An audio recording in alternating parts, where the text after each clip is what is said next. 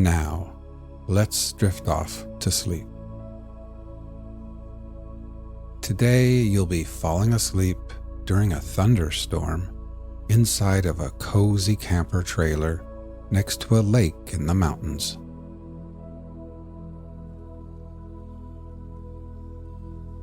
Imagine you are feeling exhausted, hot, and sweaty as you return to your camper.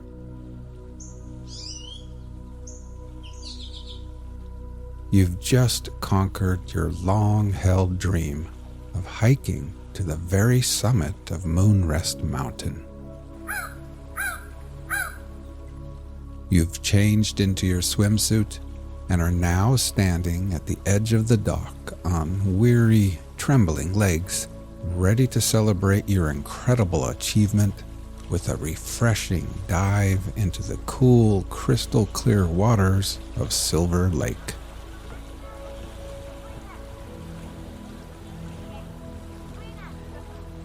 With your arms raised above your head and ready to dive in, you glance at the slow-moving dark clouds on the horizon.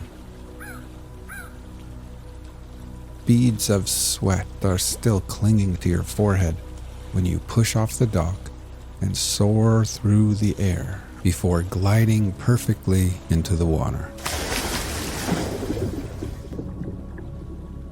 The crisp, cool water envelops you, gently massaging your entire being.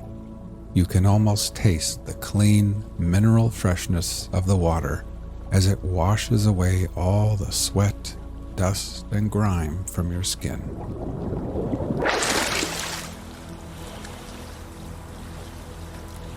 While breathing in deeply, you are met with the glorious sense of renewal.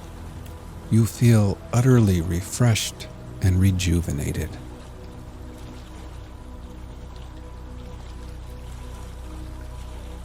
You swim back to the dock and climb the cool aluminum ladder. Then, standing there with a soft cotton towel draped around your shoulders, you gaze out across the deep blue lake. Here and there, motorboats, canoes, sailboats, and jet skis are now headed towards the shores. Everyone knows rain is coming.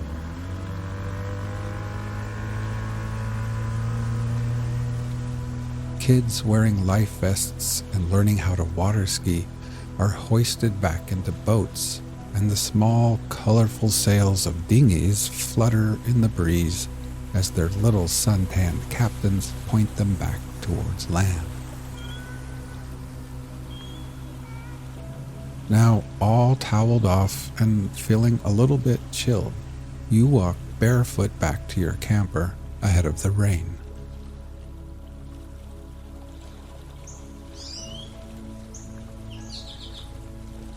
At the little picnic table, you collect your book, coffee mug, and sunglasses.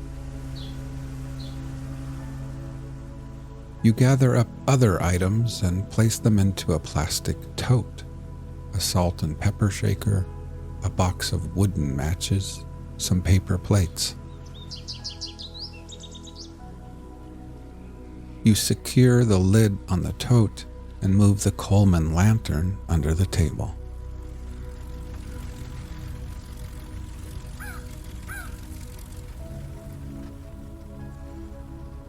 At the fire pit, you fold up your camping chair and tuck it below the protective cover of a tall ponderosa pine. Then you return to your camper, open the door, and step inside.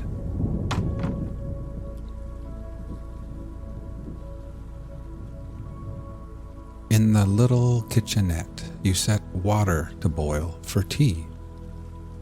And then you change into your favorite, coziest leisure wear.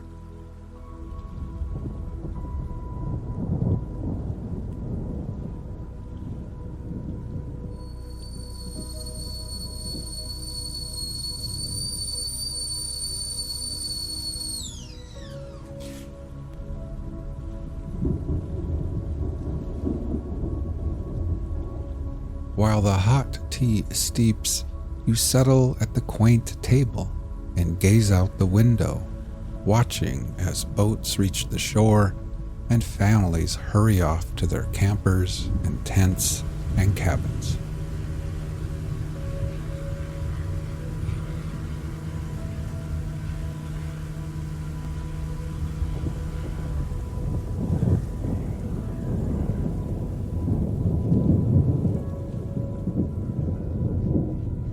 Now, with a warm cup of tea in hand and nestled in your soft, comfy clothes, you feel your body slowly warming again.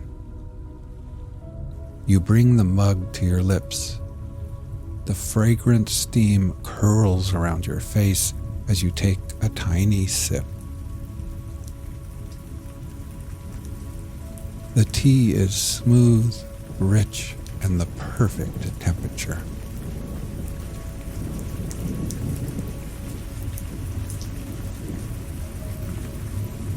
You take a bigger sip, and the tea flows down to your core, melting away the chill from the lake.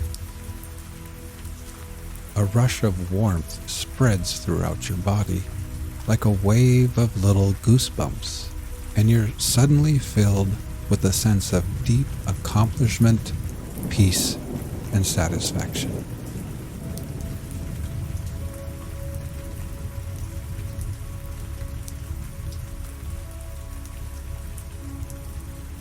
Now, as you sit here at Silver Lake, let's prepare for sleep. First, close your eyes and simply become aware of your breathing, feeling your chest gently rise and fall again.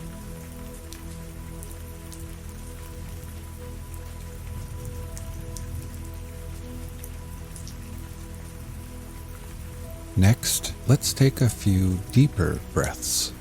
We will slowly fill our lungs with the cool, sweet scent of pine trees and that fresh mountain air. And then, after holding briefly, we will let it all go and exhale. Ready? Breathe in deeply, hold for 3, 2, 1, and then exhale.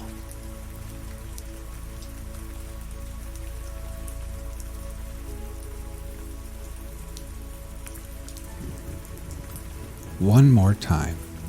Breathe in deeply, hold for 3, 2, 1, and exhale.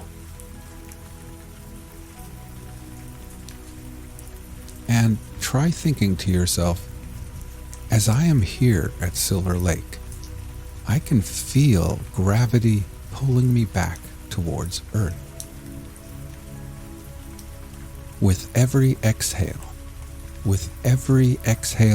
I can feel the slow rotation of Earth and the Earth's steady movement around the sun. I can feel my tired feet, my ankles, my fatigued calves, my knees, and my legs becoming heavier and heavier and more relaxed.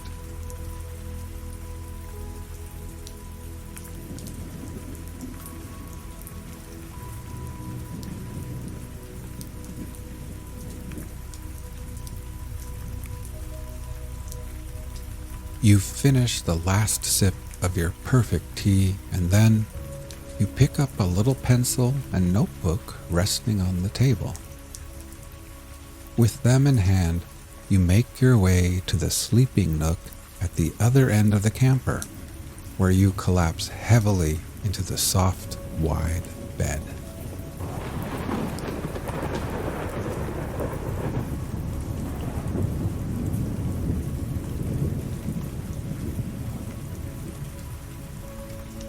After the long, steep hike up Moonrest Mountain, the bed feels like a soft cloud beneath your tired body.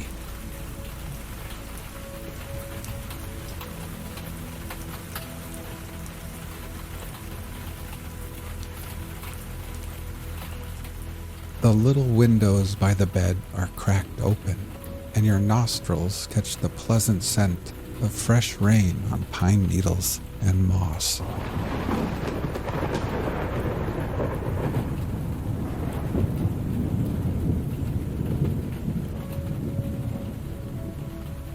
You look at your notepad and observe your to-do list.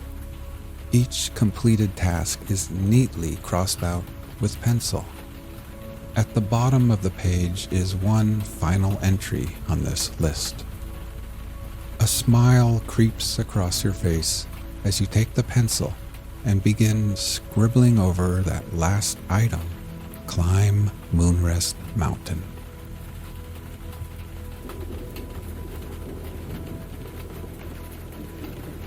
You set the notepad aside, thinking how perfect everything feels at this moment. You've completed everything you set out to do here. Tomorrow holds no obligations, and for now, everything is done, finished, and complete. You have earned this wonderful moment of absolute peace.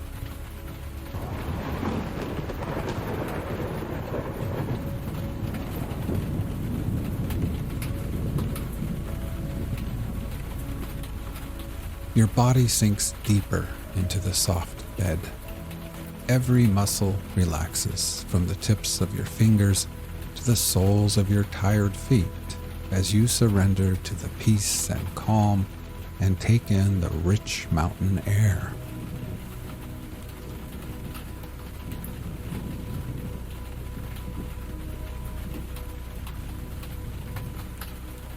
Let's take a few more deep breaths before drifting off to sleep.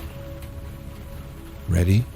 Breathe in deeply, hold for 3, 2, 1, and then exhale.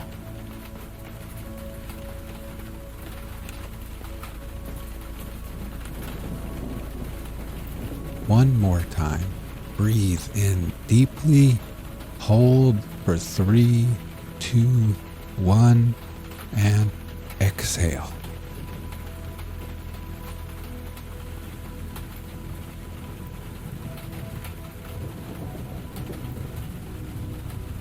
Try thinking to yourself, as I lay here at Silver Lake, I can feel gravity pulling me back towards Earth. With every exhale, I experience my body feeling heavier and heavier and more relaxed. I can feel my tired arms, my hands, my torso, shoulders, neck, and head becoming heavier and more relaxed. My whole body feels at peace as gravity's pull tugs me gently and tucks me safely into this ever so soft bed.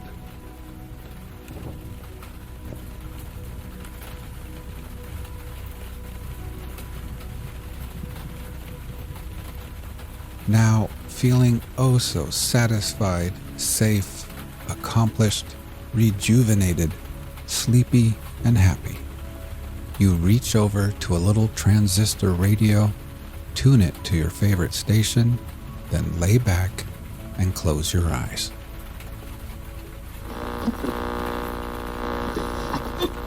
Tonight's reading from the Journal of the First Voyage of Columbus begins with Monday, the 12th of November, and continues through Monday, the 3rd of December, 1492.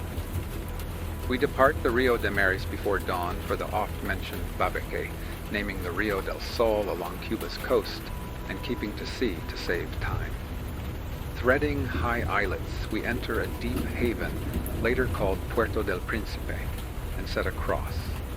Contrary winds then carry us along the Mar de Nuestra Señora past snug coves, 9 good ports, broad rivers, and Cabo de Campana. As November closes, we scout inland fields, and a great dugout raise another cross at Puerto Santo on December 1st, and by December 3rd, explore a beautiful headland and wide river. Find great canoes beneath a thatched boat shed, meet a nearby village, and exchange small gifts in peace. Journal of the First Voyage of Columbus. Monday, the 12th of November. The Admiral left the port and river of Mares before dawn to visit the island called Quebec, so much talked of by the Indians on board, where, according to their signs, the people gather the gold on the beach at night with candles and afterwards beat it into bars with hammers. To go thither, it was necessary to shape a course east by south. After having made 8 leagues along the coast, a river was sighted, and another 4 leagues brought them to another river, which appeared to be of great volume and larger than any they had yet seen. The Admiral did not wish to stop nor to enter any of these rivers for 2 reasons. The first and principal one being that wind and weather were favorable for going in search of the said island of Quebec. The other, that if there was a populous and famous city near the sea, it would be visible, while to go up the rivers small vessels are necessary, which those of the expedition were not. Much time would thus be lost. Moreover, exploration of such rivers is a separate enterprise. That coast was peopled near the river to which the name of Rio del Sol was given. The Admiral says that on the previous Sunday, the 11th of November, it seemed good to take some persons from amongst those at Rio de Mares to bring to the sovereigns that they might learn our language, so as to be able to tell us what there is in their lands. Returning, they would be the mouthpieces of the Christians and would adopt our customs and the things of the faith. I saw and knew, says the Admiral, that these people are without any religion, not idolaters, but very gentle, not knowing what is evil, nor the sins of murder and theft, being without arms, and so timid that 100 would fly before one Spaniard, although they joked with them. They, however, believe and know that there is a God in heaven, and say that we have come from heaven. At any prayer that we say, they repeat, and make the sign of the cross. Thus, your highnesses should resolve to make them Christians, for I believe that, if the work was begun, in a little time a multitude of nations would be converted to our faith, with the acquisition of great lordships, peoples, and riches for Spain. Without doubt, there is in these lands a vast quantity of gold, and the Indians I have on board do not speak without reason when they say that in these islands there are places where they dig out gold and wear it on their necks, ears, arms, and legs, the rings being very large. There are also precious stones, pearls, and an infinity of spices. In this river of Mares, whence we departed tonight, there is undoubtedly a great quantity of mastic, and much more could be raised because the trees may be planted and will yield abundantly. The leaf and fruit are like the mastic, but the tree and leaf are larger. As Pliny describes it, I have seen it on the island of Chios in the archipelago. I ordered many of these trees to be tapped to see if any of them would yield resin, but as it rained all the time I was in that river, I could not get any except a very little, which I am bringing to your highnesses. It may not be the right season for tapping, which is, I believe, when the trees come forth after winter and begin to flower. But when I was there, the fruit was nearly ripe. Here also there is a great quantity of cotton, and I believe it would have a good sale here without sending it to Spain, but to the great cities of the Grand Khan, which will be discovered without doubt, and many others ruled over by other lords who will be pleased to serve our highnesses, and whither will be brought other commodities of Spain and of the eastern lands, but these are to the west as regards us. There is also here a great yield of aloes, though this is not a commodity that will yield great profit. The mastic, however, is important, for it is only obtained from the said island of Chios, and I believe the harvest is worth 50,000 ducats, if I remember right. There is here, in the mouth of the river, the best port I have seen up to this time, wide, deep, and clear of rocks. It is an excellent site for a town and fort, for any ship could come close up to the walls. The land is high, with a temperate climate and very good water. Yesterday a canoe came alongside the ship, with 6 youths in it. 5 came on board, and I ordered them to be detained. They are now here. I afterwards sent to a house on the western side of the river, and seized 7 women, old and young, and 3 children. I did this because the men would behave better in Spain if they had women of their own land than without them. For on many occasions the men of Guinea have been brought to learn the language in Portugal, and afterwards when they returned, and it was expected that they would be useful in their land, owing to the good company they had enjoyed and the gifts they had received, they never appeared after arrival. Others may not act thus, but having women, they have the wish to perform what they are required to do. Besides, the women would teach our people their language, which is the same in all these islands, so that those who make voyages in their canoes are understood everywhere.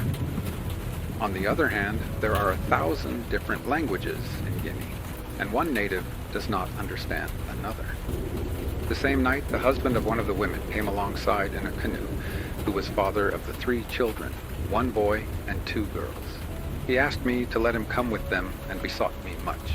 They are now all consoled at being with one who is a relation of them all. He is a man of about 45 years of age. All these are the words of the admiral.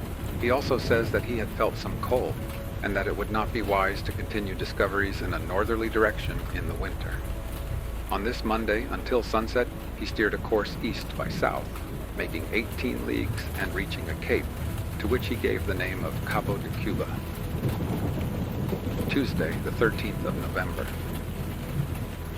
This night, the ships were on a bowline, as the sailors say, beating to windward without making any progress. At sunset, they began to see an opening in the mountains where 2 very high peaks were visible. It appeared that here was the division between the land of Cuba and that of Bohio, and this was affirmed by signs by the Indians who were on board. As soon as the day had dawned, the admiral made sail toward the land, passing a point which appeared at night to be distant 2 leagues. He then entered a large gulf, 5 leagues to the south-southeast, and there remained 5 more, to arrive at the point where, between 2 great mountains, there appeared to be an opening, but it could not be made out whether it was an inlet of the sea. As he desired to go to the island called Babec, where according to the information he had received, there was much gold, and as it bore east, and as no large town was in sight, the wind freshening more than ever, he resolved to put out to sea and work to the east with a northerly wind. The ship made 8 miles an hour, and from 10 in the forenoon, when that course was taken, until sunset, 56 miles, which is 14 leagues to the eastward from the Cabo de Cuba. The other land of Bohio was left to leeward, commencing from the cape of the said gulf. He discovered, according to his reckoning, 80 miles equal to 20 leagues, all that coast running east-southeast and west-northwest. Wednesday, 14th of November. All last night, the admiral was beating to windward. He said that it would be unreasonable to navigate among those islands during the night until they had been explored, for the Indians said yesterday that it would take 3 days to go from Rio de Mares to the island of Babeque, by which should be understood days' journeys in their canoes, equal to about 7 leagues. The wind fell, and, the course being east, she could not lay her course nearer than southeast, and owing to other mischances, he was detained until the morning. At sunrise, he determined to go in search of a port, because the wind had shifted from north to northeast, and if a port could not be found, it would be necessary to go back to the ports in the island of Cuba, whence they came. The admiral approached the shore, having gone over 28 miles east-southeast that night. He steered south, miles to the land, where he saw many islets and openings. As the wind was high and the sea rough, he did not dare to risk an attempt to enter, but ran along the coast west-northwest, looking out for a port, and saw many, but none very clear, of rocks. After having proceeded for 64 miles, he found a very deep opening, a quarter of a mile wide, with a good port and river. He ran in with her head south-southwest, afterwards south to southeast. The port was spacious and very deep, and he saw so many islands that he could not count them all, with very high land covered with trees of many kinds, and an infinite number of palms. He was much astonished to see so many lofty islands, and assured the sovereigns that the mountains and isles he had seen since yesterday seemed to him to be second to none in the world, so high and clear of clouds and snow, with the sea at their bases so deep. He believes that these islands are those innumerable ones that are depicted on the maps of the world in the Far East.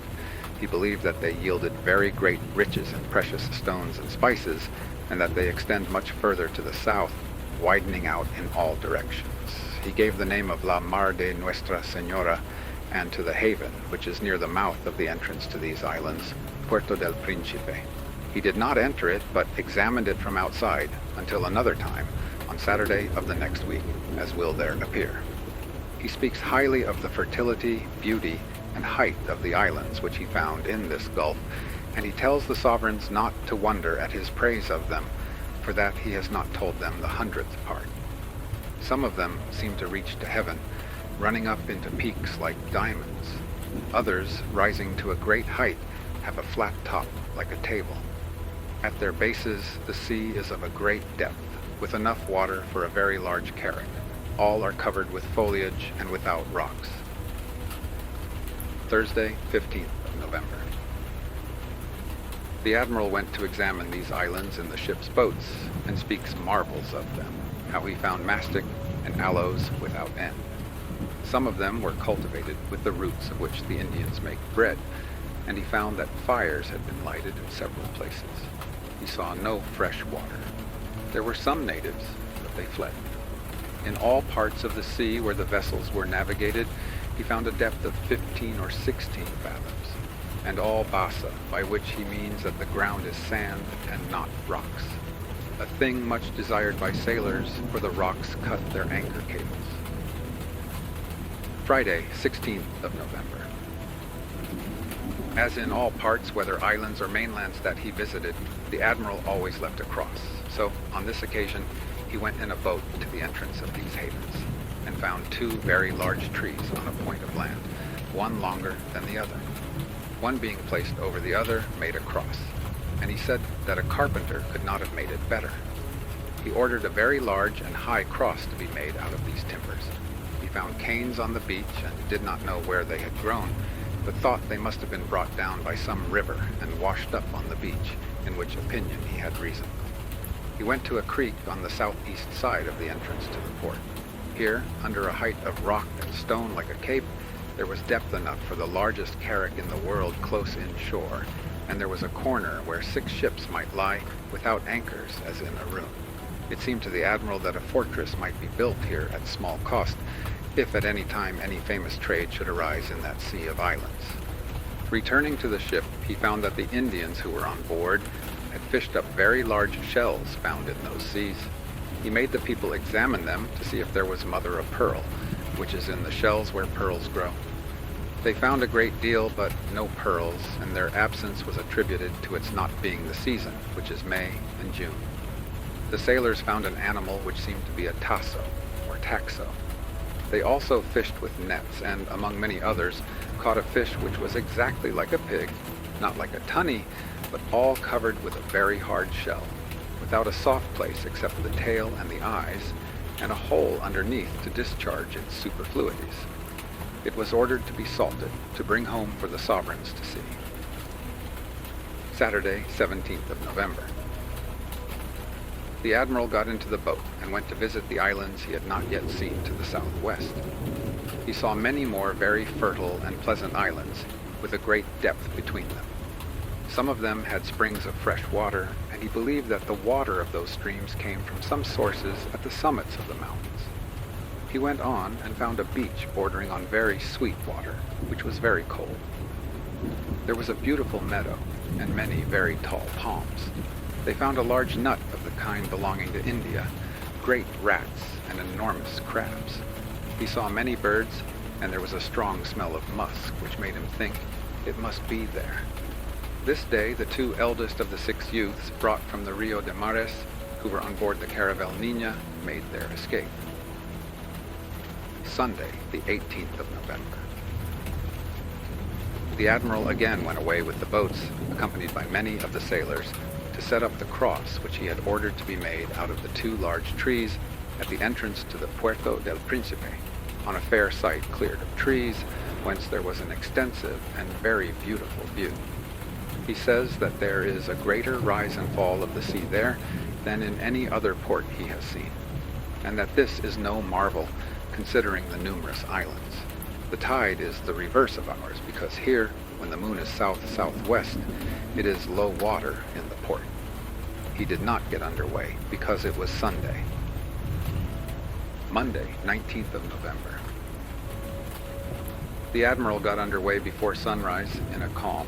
In the afternoon there was some wind from the east, and he shaped a north-northeast course.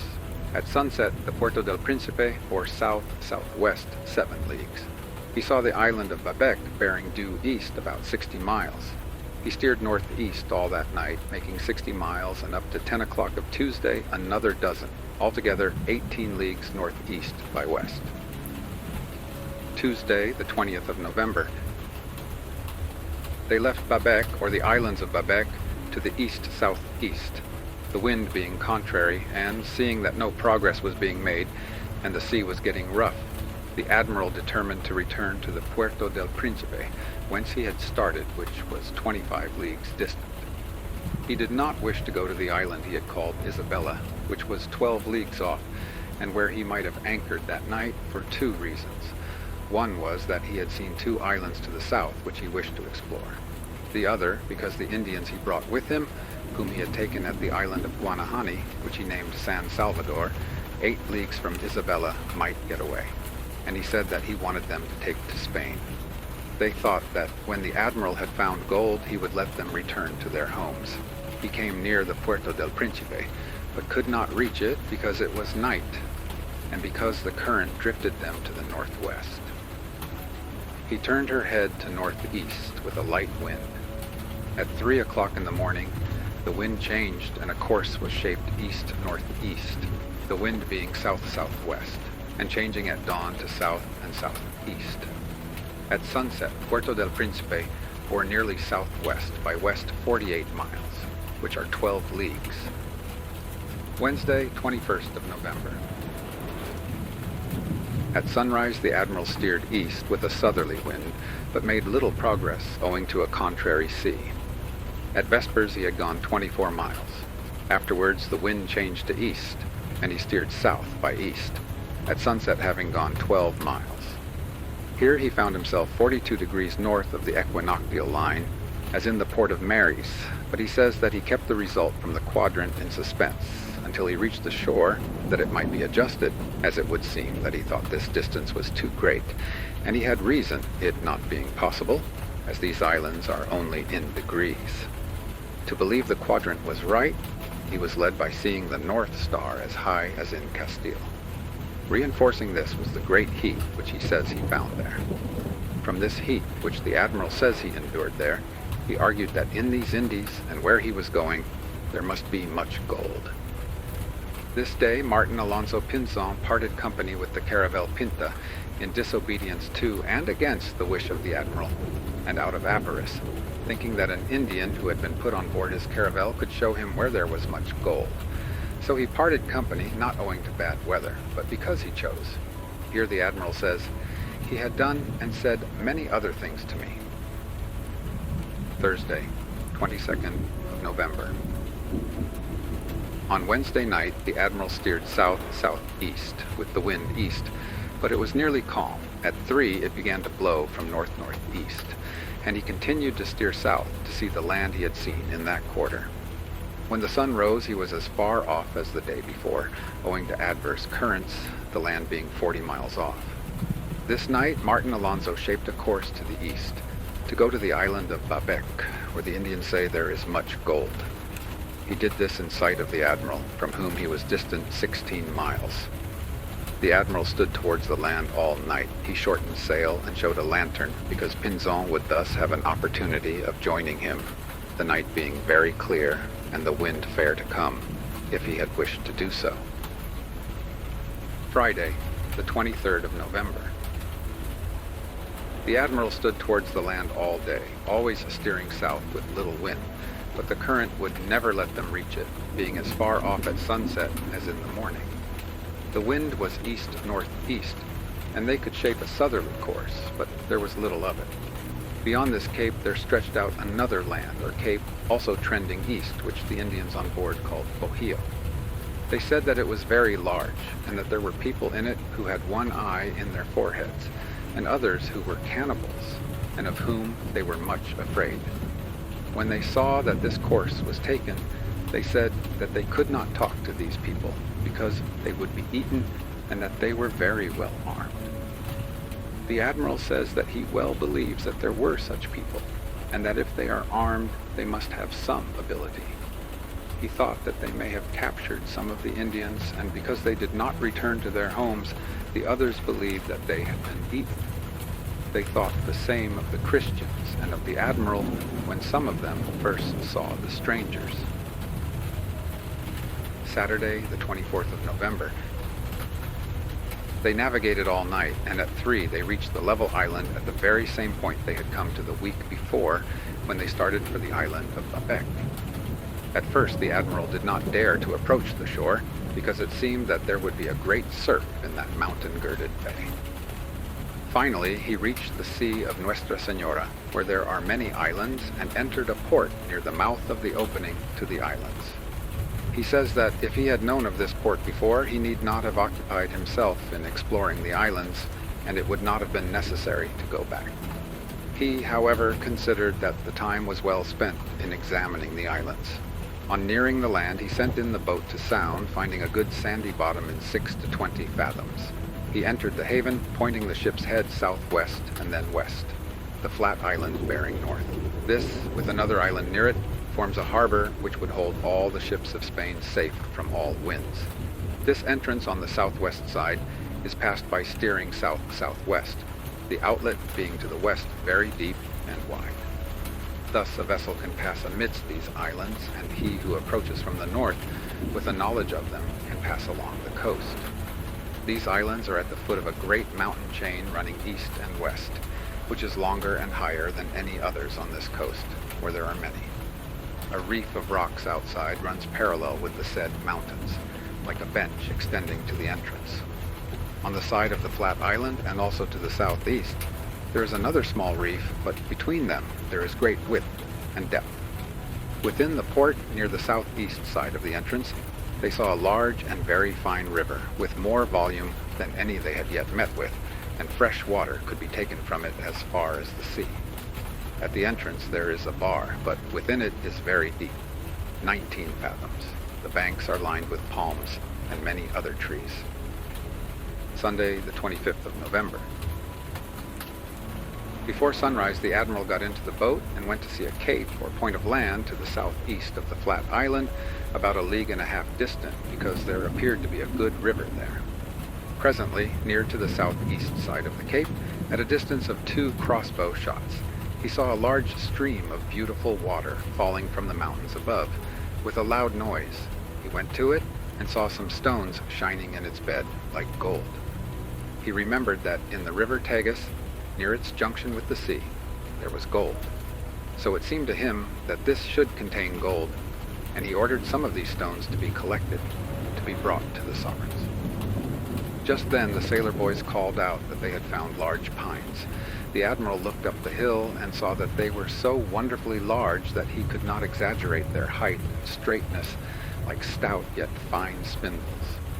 He perceived that here there was material for great store of planks and masts for the largest ships in Spain. He saw oaks and arbutus trees with a good river, and the means of making water power. The climate was temperate, owing to the height of the mountains. On the beach he saw many other stones of the color of iron, and others that some said were like silver ore, all brought down by the river. Here he obtained a new mast and yard for the mizzen of the Caravel Niña. He came to the mouth of the river and entered a creek which was deep and wide at the foot of that southeast part of the cape, which would accommodate 100 ships without any anchor or hawsers. Eyes never beheld a better harbor. The mountains are very high, whence descend many limpid streams, and all the hills are covered with pines, and an infinity of diverse and beautiful trees. 2 or 3 other rivers were not visited. The admiral described all this in much detail to the sovereigns, and declared that he had derived unspeakable joy and pleasure at seeing it, more especially the pines, because they enable as many ships as is desired to be built here, bringing out the rigging, but finding here abundant supplies of wood and provisions. He affirms that he has not enumerated 100th part of what there is here, and that it pleased our Lord always to show him one thing better than another, as well on the ground and among the trees, herbs, fruits, and flowers, as in the people, and always something different in each place. It had been the same as regards the havens and the waters. Finally, he says that if it caused him who saw it so much wonder, how much more will it affect those who hear about it? Yet no one can believe until he sees it. Monday, the 26th of November. At sunrise, the admiral weighed the anchors in the haven of Santa Catalina, where he was behind the flat island, and steered along the coast in the direction of Cabo del Pico, which was southeast. He reached the cape late because the wind failed, and then saw another cape, southeast by east 60 miles, which, when 20 miles off, was named Cabo de Campana, but it could not be reached that day. They made good 32 miles during the day, which is 8 leagues. During this time, the admiral noted 9 remarkable ports, which all the sailors thought wonderfully good, and 5 large rivers, for they sailed close along the land so as to see everything. All along the coast there are very high and beautiful mountains, not arid or rocky, but all accessible and very lovely. The valleys, like the mountains, were full of tall and fine trees, so that it was a glory to look upon them, and there seemed to be many pines. Also, beyond the said Cabo de Pico to the southeast, there are 2 islets, each about 2 leagues round, and inside them 3 excellent havens and 2 large rivers. Along the whole coast, no inhabited places were visible from the sea. There may have been some, and there were indications of them, for when the men landed, they found signs of people and numerous remains of fires. The admiral conjectured that the land he saw today southeast of the Cabo de Campana was the island called by the Indians Bohio. It looked as if this cape was separated from the mainland. The admiral says that all the people he has hitherto met with have very great fear of those of Canaba or Canama. They affirm that they live in the island of Bohio, which must be very large, according to all accounts. The admiral understood that those of Canaba come to take people from their homes, they being very cowardly and without knowledge of arms. For this use, it appears that these Indians do not settle on the sea coast owing to being near the land of Canaba. When the natives who were on board saw a course shaped for that land, they feared to speak, thinking they were going to be eaten, nor could they rid themselves of their fear. They declared that the Canabas had only 1 eye and dogs' faces. The admiral thought they lied and was inclined to believe that it was people from the dominions of the Grand Khan who took them into captivity. Tuesday, the 27th of November. Yesterday at sunset they arrived near a cape named Campana by the admiral, and as the sky was clear and the wind light, he did not wish to run in close to the land and anchor, although he had 5 or 6 singularly good havens under his lee. The admiral was attracted on the one hand by the longing and delight he felt to gaze upon the beauty and freshness of those lands, and on the other by a desire to complete the work he had undertaken. For these reasons he remained close hauled, and stood off and on during the night. But as the currents had set him more than 5 or 6 leagues to the southeast, beyond where he had been at nightfall, passing the land of Campana, he came in sight of a great opening beyond that cape, which seemed to divide one land from another, leaving an island between them. He decided to go back with the wind southeast, steering to the point where the opening had appeared, where he found that it was only a large bay, and at the end of it, on the southeast side, there was a point of land on which was a high and square-cut hill, which had looked like an island.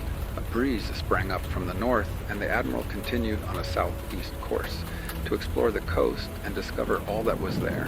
Presently he saw at the foot of the Cabo de Campana a wonderfully good port and a large river, and a quarter of a league on another river, and a third and a fourth to a seventh at similar distances, from the furthest one to Cabo de Campana being 20 miles southeast.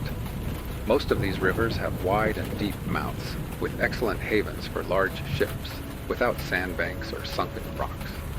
Proceeding onwards from the last of these rivers, on a southeast course, they came to the largest inhabited place they had yet seen, and a vast concourse of people came down to the beach with loud shouts, all naked, with their darts in their hands. The admiral desired to have speech with them, so he furled sails and anchored. The boats of the ship and the caravel were sent on shore, with orders to do no harm whatever to the Indians, but to give them presents. The Indians made as if they would resist the landing, But seeing that the boats of the Spaniards continued to advance without fear, they retired from the beach. Thinking that they would not be terrified if only 2 or 3 landed, 3 Christians were put on shore who told them not to be afraid in their own language, for they had been able to learn a little from the natives who were on board, but all ran away, neither great nor small remaining. The Christians went to the houses, which were of straw, and built like the others they had seen, but found no one in any of them. They returned to the ships and made sail at noon in the direction of a fine cape to the eastward, about 8 leagues distant. Having gone about half a league, the admiral saw on the south side of the same bay a very remarkable harbor, and to the southeast some wonderfully beautiful country, like a valley among the mountains, whence much smoke arose, indicating a large population with signs of much cultivation. So he resolved to stop at this port and see if he could have any speech or intercourse with the inhabitants. It was so that if the admiral had praised the other havens, he must praise this still more for its lands, climate, and people. He tells marvels of the beauty of the country and of the trees, there being palms and pine trees, and also of the great valley, which is not flat, but diversified by hill and dale, the most lovely scene in the world. Many streams flow from it, which fall from the mountains. As soon as the ship was at anchor, the admiral jumped into the boat to get soundings in the port, which is the shape of a hammer. When he was facing the entrance, he found the mouth of a river on the south side of sufficient width for a galley to enter it, but so concealed that it is not visible until close to. Entering it for the length of the boat, there was a depth of from 5 to 8 fathoms. In passing up it, the freshness and beauty of the trees, the clearness of the water, and the birds made it all so delightful that he wished never to leave them. He said to the men who were with him that to give a true relation to the sovereigns of the things they had seen, 1,000 tongues would not suffice, nor his hand to write it, for that it was like a scene of enchantment.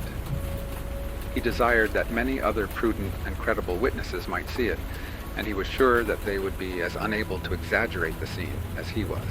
The admiral also says, how great the benefit that is to be derived from this country would be, I cannot say.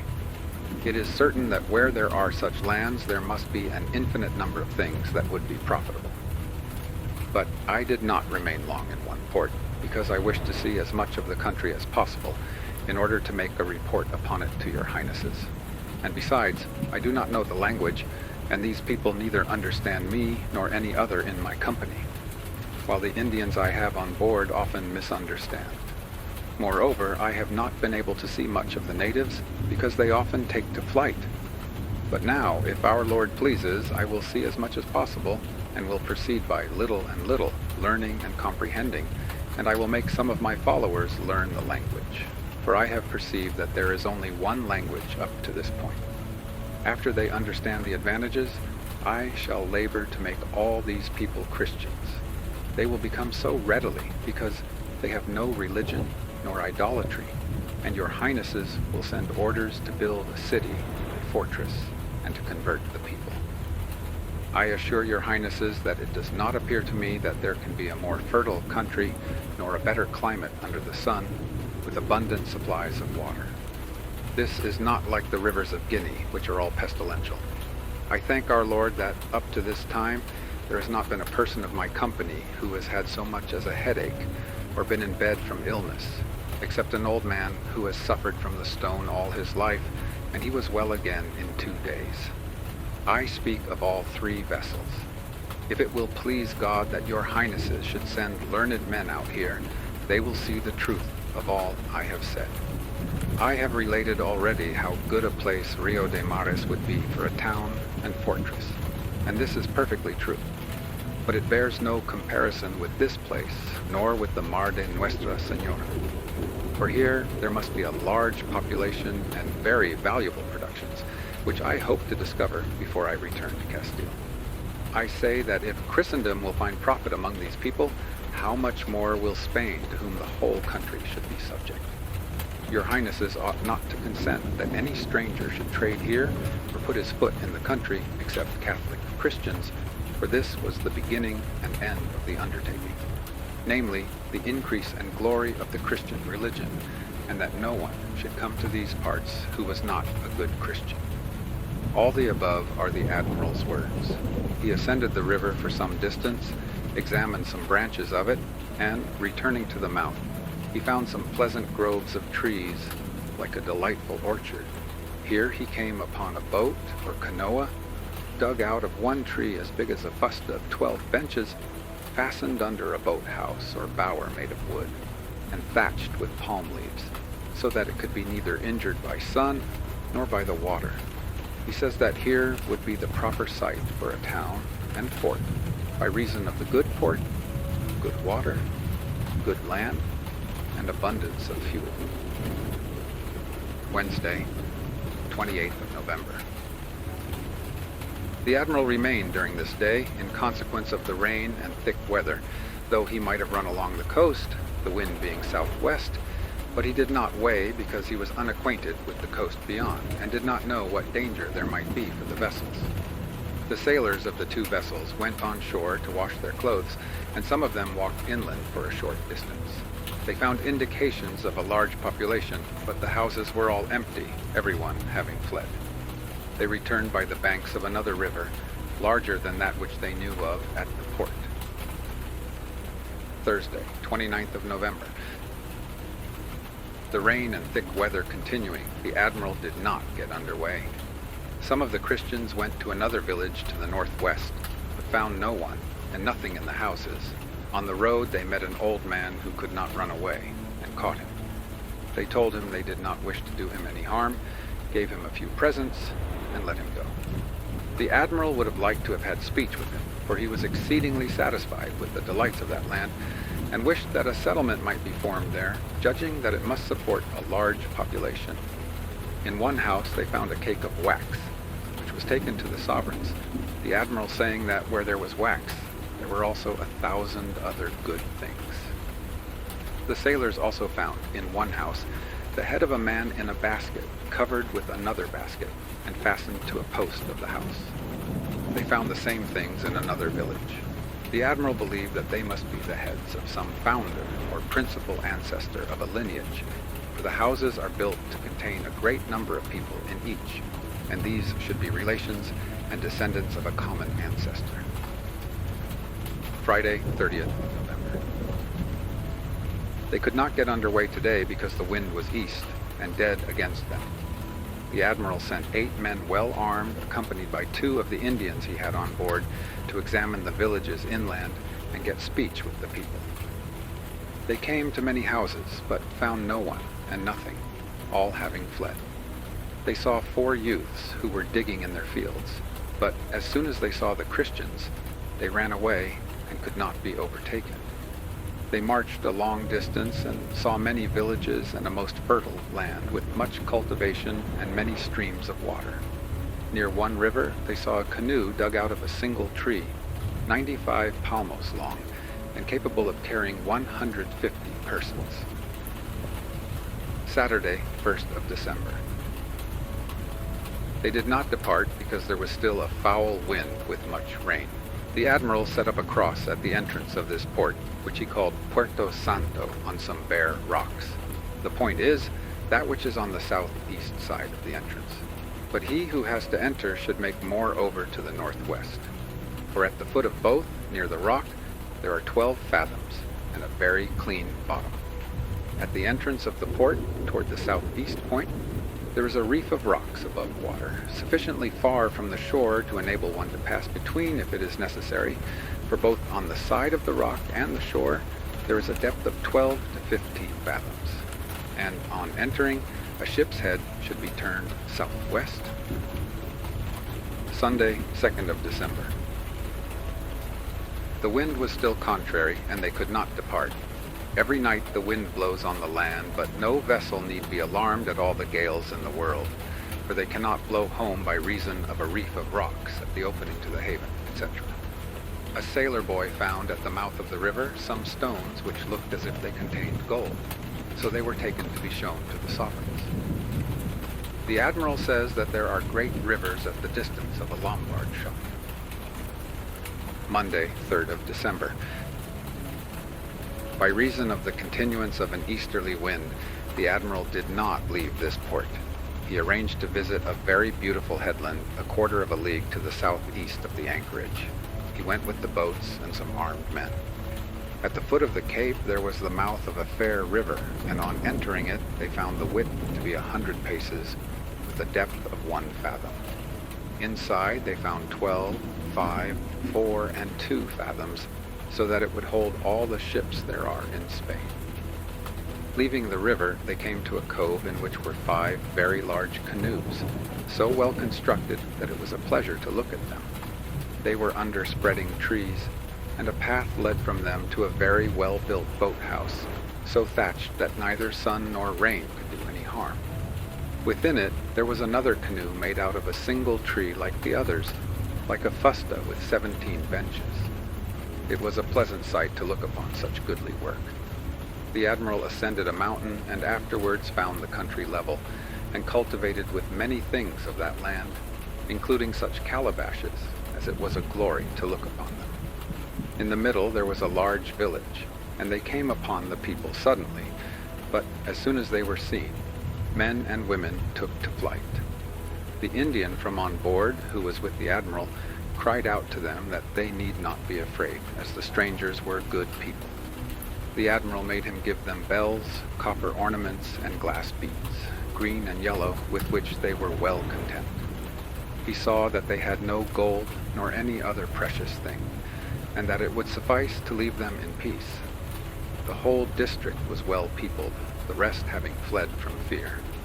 The admiral assures the sovereigns that 10,000 of these men would run from 10, so cowardly and timid are they. No arms are carried by them except wands, on the point of which a short piece of wood is fixed, hardened by fire, and these they are very ready to exchange.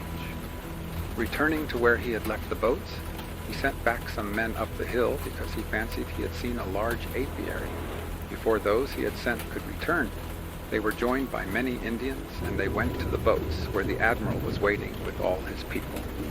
One of the natives advanced into the river near the stern of the boat and made a long speech, which the admiral did not understand. At intervals the other Indians raised their hands to heaven and shouted. The admiral thought he was assuring him that he was pleased at his arrival, but he saw the Indian who came from the ship change the color of his face and turn as yellow as wax, trembling much, and letting the admiral know by signs that he should leave the river, as they were going to kill him.